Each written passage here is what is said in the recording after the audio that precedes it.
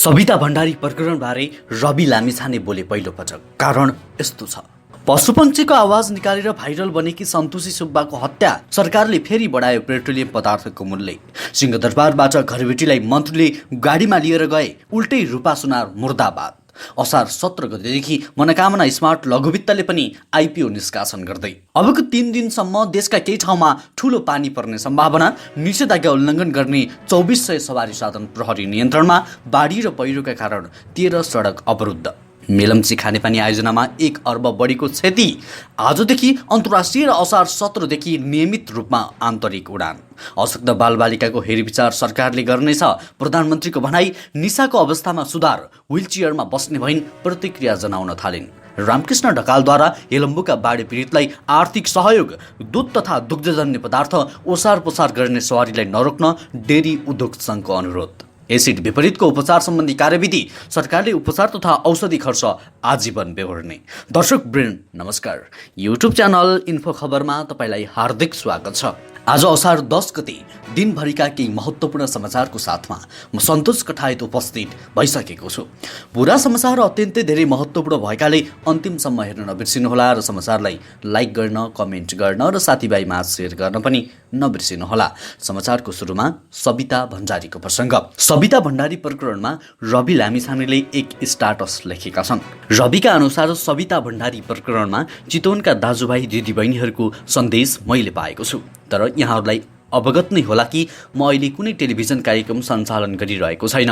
यसको अर्थ यो लगायत कुनै पनि घटनाको विस्तृत रिपोर्टिङ गर्न पनि सकिरहेको छैन। तर अब चाँडै नै ग्यालेक्सी फोकेको प्रसारण सुरु हुँदैछ र हाम्रो टिमले यस घटनाको विविध पाटोको अध्ययन र प्रहरी अनुसन्धानको फलोअप निरन्तर गरिरहेको छ। एक भेटमा प्रहरी महानिरीक्षक ज्यूसँग पनि यस घटनाबारे बुझ्ने प्रयास गरिसकेको छु। म सदाझैँ पीडितले न्याय पाउन् भन्ने पक्षमा छु। सबिताको न्यायका लागि लकडाउनले गर्दा सडकमा र कार्यक्रम नभएकाले टेलिभिजनमा बोल्न नसकेको मात्र हो। सम्मानित अदालतमा विचाराधीन यो मुद्दालाई मिडियाले धेरै गिजोलेको आरोप स्वयं पीडित परिवार पक्षले समेत अभिव्यक्त गरिरहेको सन्दर्भलाई हामीले मनन गरिदिनुपर्छ। अपराध अनुसन्धान जस्तो जटिल विषयलाई अनुमान र अड्कलका भरमा केवल सार्वजनिक खपतका लागि बोल्नु कदापि उचित हुँदैन। त्यसैले केही समय धैर्यपूर्वक प्रतीक्षा गरिदिनुहोला। म शोभाबैले निशर्त सत्य र न्यायको पक्षमा छु। यसर्थमा म सबिता भण्डारीको न्यायको पक्षमा छु, उनले भनेका छन्।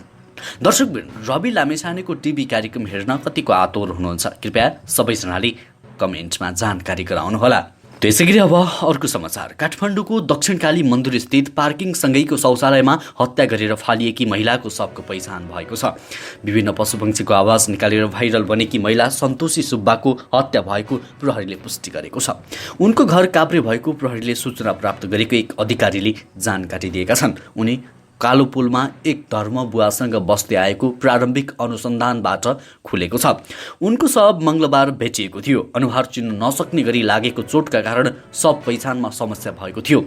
अर्धनग्न अवस्थामा फेला परेको शवको मुख चिन्न नसकिने गरी किचिएको थियो भने घाँटी कसिएको पाइएको थियो। घटनास्थलमा रुखको हाँगामा महिलाको मास्क, चप्पल भेटिएको थियो।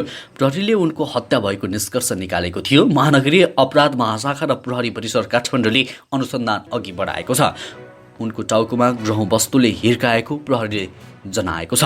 त्यसैगरी अब अर्को समाचार। मनोकामना स्मार्ट लघुवित्त वित्तीय संस्था लिमिटेडले असार 17 गतेदेखि आइपिओ निष्कासन तथा बिक्री वितरण खुला गर्ने भएको छ। लघुवित्तले 3 करोड 89 लाख रुपियाँ बराबरको आइपिओ निष्कासन गर्न लागेको हो। लघुवित्तले प्रति किता 100 अङ्कित मूल्यका 3,89,000 किता साधारण सेयर निष्कासन गर्न लागेको जनाइएको छ। त्यसमध्ये 6,058 किता सेयर कर्मचारीहरूका लागि, 19,450 किता सेयर सामूहिक लगानी कोषका लागि छुट्याइएको छ। सर्वसाधारणले बाँकी 3,63,492 किताका लागि आवेदन दिन सक्नेछन्। इच्छुक लगानीकर्ताले न्यूनतम 10 कितादेखि अधिकतम 1,000 कितासम्मका लागि आवेदन दिन सक्नेछन्। निष्कासन बन्द छिटोमा असार 21 गते हुनेछ भने ढिलोमा असार 31 गते हुनेछ। लघुवित्तको धितोपत्र निष्कासन तथा बिक्री प्रबन्धक एनएमबी क्यापिटल लिमिटेडले गरेको जनाइएको छ। त्यसैगरी अब पेट्रोलियम पदार्थको प्रसङ्ग। नेपाल आयल निगमले पेट्रोलियम पदार्थको मूल्य फेरि बढाएको छ। निगमले पेट्रोल तथा डिजेल मट्टीतेलको साबिकको मूल्यमा 2 रुपियाँले वृद्धि गरेको हो। अब पेट्रोलको मूल्य 127 रुपियाँ र डिजेलको मूल्य 110 रुपियाँ पुगेको छ। हवाई इन्धनमा पेट्रोलमा प्रति लिटर 2 रुपियाँले वृद्धि गरी 82 रुपियाँ प्रति लिटर र हवाई इन्धनमा प्रति किलोलिटर अमेरिकी डलर 20ले वृद्धि गरेर नयाँ बिक्री मूल्य अमेरिकी डलर 735 प्रति किलो लिटर कायम गर्ने निर्णय निगमले गरेको छ। त्यसैगरी निगमले अन्तर्राष्ट्रिय बजारको मूल्य देखाउँदै निगमले पेट्रोलियम पदार्थको स्वचालित मूल्य कायम गरिएको जनाएको छ। यस वर्ष लकडाउनमा निगमले उच्च नाफा राखेर तेल बेचेको थियो। अन्तर्राष्ट्रिय बजारमा कच्चा तेलको मूल्य घट्दा नघटाउने निगमले बढ्दा भने घाटा भएको कारण देखाउँदै लगातार मूल्य बढाइरहेको छ। गत जेठ 22 गते निगमले पेट्रोल, डिजेल, मट्टीतेल तथा हवाई इन्धनको साबिकको बिक्री मूल्यमा प्रति लिटर 2 रुपियाँले वृद्धि गरेको थियो। निगमले डलरसँग नेपाली मुद्राको अवमूल्यांकनका आधारमा भविष्यमा अझै मूल्य बढ्न सक्ने पनि बताएको छ। बुधबार शिक्षा, विज्ञान तथा प्रविधि मन्त्री कृष्ण गोपालले घरबेटी सरस्वती प्रधानलाई आफ्नो गाडीमा लिएर गएका हुन्। रूपाले आफूलाई जातका आधारमा कोठा नदिएको भन्दै प्रहरीमा उजुरी गरेपछि बबरमहलकी घरबेटी प्रधानलाई सिंहदरबारको प्रहरी हिरासतमा लिएर अनुसन्धान गरिएको थियो। तर मन्त्री र प्रधानको जात र निकट सम्बन्धका कारण 3 दिन घरबेटी प्रधान हिरासतबाट मुक्त भएकी छन्। जिल्ला सरकारी वकिल कार्यालय काठमाडौँले मुलुकी फौजदारी कार्यविधि संहिता 2074 को दफा 15 अनुसार जवानीमा उनलाई छाडेको भनिएको छ। उनलाई श्रीमान मुकुन्द प्रधानको रोबरमा जमानीमा छाडिएको छ। बुधबार प्रधान सिंहदरबारबाट हिरासतबाट मुक्त हुँदै गर्दा बाहिर भिडले सिटी बजाउँदै रूपा सुनार मुर्दाबाद भन्ने नारा लगाएका थिए। त्यसपछि भिडबाटै प्रधानलाई मन्त्री श्रेष्ठले प्रहरी चौकीबाट निस्केका घरबेटी प्रधानलाई आफ्नै गाडीमा राखेर बाहिरिएका थिए। तर भिडले भने उही नारा लगाइरहेको थियो। त्यसैगरी उपत्यका सहित आसपासका क्षेत्रमा केही ठाउँमा यति बेला घाम लागेको छ, तर मौसम पूर्ण रूपमा नखुलेको मौसमविदले बताएका छन्। अहिले घाम लागे पनि फेरि मौसम बदली भई पानी पर्ने मौसमविदले बताएका छन्। मनसुनी प्रणालीका कारण आज दिनभर जसो नै देशका धेरै ठाउँको मौसम बदली हुने र केही ठाउँमा हल्कादेखि ठूलो पानी पर्ने सम्भावना रहेको मौसमविद वरुण पौडेलले जानकारी दिएका छन्। अहिले गण्डकी र लुम्बिनी प्रदेशका धेरै ठाउँमा पानी परिरहेको छ। दिउँसो प्रदेश 1 बागमती, गण्डकी र लुम्बिनी प्रदेशमा भने ठूलो पानी पर्ने सम्भावना छ। आज राति पनि प्रदेश नम्बर 1 बागमती र गण्डकी प्रदेशका 2 ठाउँमा पानी पर्न सक्ने सम्भावना रहेको मौसम पूर्वानुमान महाशाखाले जनाएको छ। आउँदो दिनसम्म देशका केही ठाउँमा ठूलो र केही ठाउँमा हल्कादेखि मध्यम खालको पानी पर्ने अनुमान गरिएको छ। त्यसैगरी विभिन्न जिल्लामा लागू गरिएको निषेधाज्ञा कार्यान्वयनको सिलसिलामा पछिल्लो 24 घण्टामा निषेधाज्ञा उल्लङ्घन गर्ने 2404 वटा सवारी साधनलाई प्रहरीले नियन्त्रणमा लिएको छ। तीमध्ये 616 वटा गाडी र 1788 वटा मोटरसाइकल रहेका छन्। नियन्त्रणमा लिएका सवारी साधनलाई आवश्यक सोधपुछ पश्चात छाडिने गरिएको छ। साथै नयाँ भेरिएन्ट सहितको कोभिड-19 संक्रमणको रोकथाम तथा जोखिम न्यूनीकरणका लागि नेपाल प्रहरीद्वारा सञ्चालित तपाईको मास्क खोई कार्यक्रम अन्तर्गत पछिल्लो 24 घण्टामा 189 जनालाई निःशुल्क मास्क वितरण गरिएको छ। कार्यक्रम अन्तर्गत हालसम्म जम्मा 4,55,379 जनालाई निःशुल्क मास्क वितरण गरिएको प्रहरीले जनाएको छ। त्यसैगरी वर्षाका कारण बाढी र पहिरो आउँदा आजसम्म देशका 13 सडक पूर्ण रूपमा अवरुद्ध छन् भने 28 सडक एकातर्फबाट मात्रै सञ्चालनमा रहेका छन्। वर्षाले देशभरका विभिन्न राष्ट्रिय राजमार्गहरू अवरुद्ध भएका छन्। असारेता 56 सडक अवरुद्ध भएकोमा अहिले 15 सडक पूर्ण रूपमा नियमित चलिरहेका छन्। विभाग अन्तर्गत डिभिजन सडक कार्यालयले नजिकका हेभी इक्विपमेन्ट कार्यालयहरूसँगको समन्वयमा सडक सकेसम्म दुवैतर्फ नसकेमा एकातर्फबाट सुचारू गरिरहेको विभागले जनाएको छ। डुम्रे, बेसी सहर, चामे सडक र मनाङ र लमजुङको विभिन्न खण्डमा मर्स्याङ्दी नदीले ट्र्याक बगाउँदा ठूलो डुङ्गासहित पहिरो जाँदा अवरुद्ध भएको छ। लमजुङको रामबजार च्याम्पे खण्डमा सडक 1 गति अवरुद्ध भएकोमा अझै खुल्न सकेको छैन। मनाङमा तिमाङ खोराली धारापानीमा 1 गति र बगरछापमा 3 गति अवरुद्ध भएको थियो। त्यस्तै मनाङको तिमाङ छहरामा 16 गति सडक अवरुद्ध रहेकोमा अझै सो सडक खोल्न सकेको छैन। त्यसैगरी अब अर्को समाचार। गत साताको निरन्तर वर्षापछि गएको पहिरोले मेलम्ची खानेपानी आयोजनामा रु 1 अर्बभन्दा बढीको क्षति भएको छ। आयोजनाका मुख्य संरचना सुरुङ र हेडरोक बाहेक अरू संरचनामा क्षति पुगेको र निर्माण सामग्री र कर्मचारी बस्न बनाइएका संरचना बगाएको छ। अहिलेसम्म प्राविधिकहरू अम्बाथान नै भनै पुग्न नसकेको मेलम्ची खानेपानी विकास समितिका सूचना अधिकारी राजेन्द्र प्रसाद पन्तले बताएका छन्। उनका अनुसार मंगलबार आयोजनाका डिभिजन इन्जिनियर लगायतको टोली चनौटीबाट झण्डै 7-8 घण्टा पैदल हिँडेर गएको थियो। त्यहाँसम्म पुग्ने सडक र पुल बाढीले बगाएकाले अम्बाथानसम्म पुग्न कठिन भएको छ। उनले भने प्रारम्भिक अनुमान अनुसार सुरुङ र हेडरोक बाहेक अरू संरचनामा धेरै क्षति पुगेको छ। त्यसैगरी सरकारले आजदेखि अन्तर्राष्ट्रिय र 17 असारबाट आन्तरिक हवाई उडान गर्ने तालिका सार्वजनिक गरेको छ। बुधबार संस्कृति पर्यटन तथा नागरिक उड्डयन मन्त्रालयले जारी गरेको तालिका अनुसार आजदेखि नै अन्तर्राष्ट्रिय र 17 असारबाट आन्तरिक कुल उडानको 50% हवाई उडान गर्न लागेको छ। आन्तरिक उडानतर्फ भनेको तोकिएको उडान सङ्ख्या बमोजिम 1 जुलाई अर्थात् 17 असारबाट नियमित उडान हुने मन्त्रालयले जनाएको छ। एक हप्ताको अवधिभित्र टिकटिङ उपत्यका बाहेक रहेका वायु सेवा कम्पनीका कर्मचारीहरूलाई उपत्यका फर्कने समय व्यवस्थापन गर्न लागि मन्त्रालयले जनाएको छ। अन्तर्राष्ट्रिय हवाई उडानतर्फ भने आज 24 तारिकदेखि नै उडान भर्ने तालिका मन्त्रालयले जारी गरेको छ। मन्त्रालयले जारी गरेको सूचना अनुसार 24 जुलाईमा नेपाल एयरलाइन्सले कतारको दोहा र टर्किस एयरलाइन्सले इस्तानबुलबाट उडान गर्ने भएको छ। त्यसैगरी गायक रामकृष्ण ढकालले हेलम्बुमा बाढी पहिरोबाट विस्थापित भएका पीडितको परिवारको लागि सहयोग जुटाएका छन्। हाल अमेरिकामा रहेका गायक ढकालले त्यहाँ रहेका नेपाली समुदायसँग आग्रह गरेर 1 लाख रुपियाँ जुटाएका हुन्।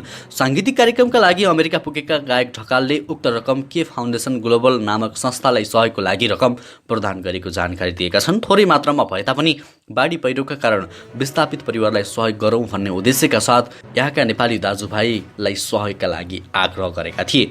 मनकारी नेपाली तथा भुटानी नेपाली दाजुभाइ दिदीबहिनीहरूले खुला हृदयले सहयोग गर्नुभएको छ। उनले भने थोरै भए पनि विपदको बेला पीडितको परिवारमा उद्धारमा सहयोग पुग्नेछ। देशमा आइरहेको प्राकृतिक विपत्तिले पुगेको क्षतिलाई केही हदसम्म बाढी प्रभावित क्षेत्रको जनजीवनलाई राहत पुग्ने उद्देश्यले सहयोग जुटाएको गायक ढकालले बताएका छन्। त्यसैगरी नर्भिकका प्रबन्ध निर्देशक मेघा चौधरीले उद्धार गरेकी मोडेल तथा कलाकार निशा घिमिरेको अवस्थामा सुधार भइरहेको छ। दुर्घटनामा परेर 3 वर्षदेखि मृत्युशय्यामा छटपटाइरहेकी कलाकार घिमिरेको स्वास्थ्य अवस्थामा सुधार भइरहेको उपचारमा संलग्न चिकित्सकहरूले बताएका छन्। नर्भिक अस्पतालका प्रबन्ध निर्देशक मेघा चौधरीले मोडेल तथा कलाकार घिमिरेको जेठ 27 गते उद्धार गरेकी थिइन्। हाल नर्भिकले उनलाई विशेष उपचार कक्षमा राखेर उपचार गरिरहेको छ। उद्धार गरेर ल्याएको भोलिपल्टदेखि नै उचित उपचार, आहार विहार र केयरिङ पाएका कारण कलाकार निशाको मुहारमा चमक देखिएको छ। अस्थिर पन्जर मात्रै रहेको जस्तो देखिने उनको शरीरका घाउहरू निको हुन थालेका छन् भने अन्य स्वास्थ्य अवस्थामा पनि सुधार भइरहेको छ। हाल नर्भिक अस्पतालले व्हीलचेयर थेरापी, म्युजिक थेरापी लगायतका विभिन्न विधिबाट उपचार गरिरहेको छ। त्यसैगरी अब अर्को समाचारतर्फ लागौँ। एसिड आक्रमणमा परेका पीडितहरूको उपचार तथा औषधि खर्च सरकारले आजीवन बेहोर्ने भएको छ। एसिड आक्रमणमा परेका पीडितहरूको उपचार सम्बन्धी कार्यविधि 2078 पीडितको कस्मेटिक उपचार बाहेकको अन्य एसिड आक्रमणसँग सम्बन्धित सम्पूर्ण उपचार तथा औषधि खर्च सरकारले बेहोर्ने भएको छ। कार्यविधि जेठ 31 गतेबाट लागू भएको स्वास्थ्य तथा जनसङ्ख्या मन्त्रालयले जनाएको छ। पीडितले कुनै पनि स्वास्थ्य संस्थामा सेवा लिन गएमा अनिवार्य रूपमा यथाशीघ्र निःशुल्क प्राथमिक तथा आकस्मिक उपचार प्रदान गर्नुपर्ने व्यवस्था रहेको छ। प्राथमिक तथा आकस्मिक उपचारपछि आवश्यकता अनुसार थप उपचारका लागि स्वास्थ्य मन्त्रालयले तोकिएको अस्पतालमा रिफर गर्नुपर्नेछ। स्वास्थ्य मन्त्रालयले मन्त्री परिषदको 2077 भदौ 29 को आदेश अनुसार उक्त कार्यविधि बनाएको हो। त्यसैगरी प्रधानमन्त्री केपी शर्मा ओलीले सरकारले अशक्त र परित्यक्त बालबालिकाको हेरविचार सहित आवश्यक सबै प्रबन्ध गर्ने बताएका छन्। नेपाल बाल संगठनको केन्द्रीय सभाको अधिवेशनलाई आज भर्चुअल रूपमा सम्बोधन गर्दै उनले भने आजका बालबालिकालाई शारीरिक र मानसिक रूपले सबल, शैक्षिक हिसाबले उत्कृष्ट र प्रतिस्पर्धात्मक क्षमतायुक्त बनाउँदै लैजान सकिए मात्र भोलि देशले देशभक्त र कर्मठ युवाको नेतृत्व पाउन सक्ने उनले बताएका छन्। बालबालिका नै देशको भविष्य भए पनि विगतमा राजनीतिक र सामाजिक व्यवस्थाका कारण सबै बालबालिकाले उपयुक्त लालन पालन, शिक्षा र खेलकुद जस्ता पाउनै पर्ने हक समेत नपाएको उल्लेख गर्दै प्रधानमन्त्री ओलीले यसतर्फ विगतका प्राय सबै सरकारको ध्यान नगएको र कहिलेकाहीँ बाल मन्दिर जस्ता संस्था निजी स्वार्थका माध्यम हुन पुगेको उनले बताएका छन्। त्यसैगरी दुध तथा दुग्धजन्य पदार्थ ओसार पुसार गर्ने सवारी साधनलाई नरोक्न डेरी उद्योग सङ्घले अनुरोध गरेको छ। हरेक दिन सञ्चालन गर्नुपर्ने बाध्यता रहेको दुध जस्तो चाँडै बिग्रने अति संवेदनशील खाद्य पदार्थ ओसार पुसार गर्ने ट्याङ्कर तथा बिक्री वितरण गर्ने डेलिभरी भ्यानलाई जुहानीका क्रममा जोर बिजोर र कार्यालय समयको नाममा सुरक्षा निकायबाट ठाउँ ठाउँमा अवरोध भएसँगै नियमित दुध सङ्कलन, प्रशोधन र बिक्री वितरणमा गम्भीर असर पर्न गएको सङ्घले बताएको छ।